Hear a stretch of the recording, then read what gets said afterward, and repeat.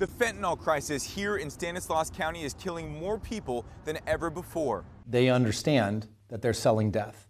And again, they don't care. The county is on pace to have over 200 fentanyl overdose and poisoning deaths this year alone, according to Deputy District Attorney Patrick Hogan, an increase from the 178 people who died in 2021 and the 176 who died from similar circumstances in 2022. When the year began, we really wanted to think that we turned a corner and the numbers were going to improve.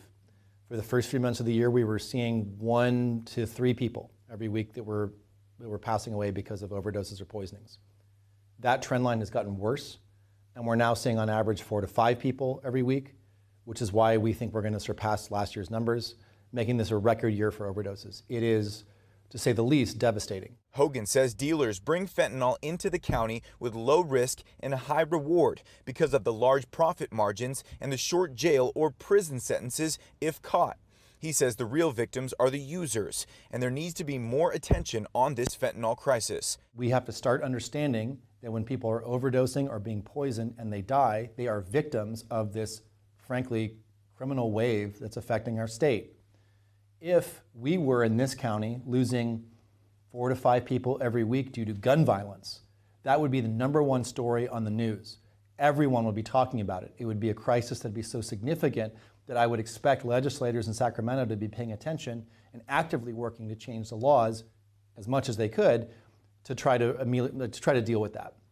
Unfortunately, this crisis is not being dealt with the same, vigorousness. Hogan says it's going to have to take everyone to bring the fentanyl overdose and poisoning deaths back down, and it starts with education and outreach. Eventually, we think that we're going to turn the corner and things are going to improve.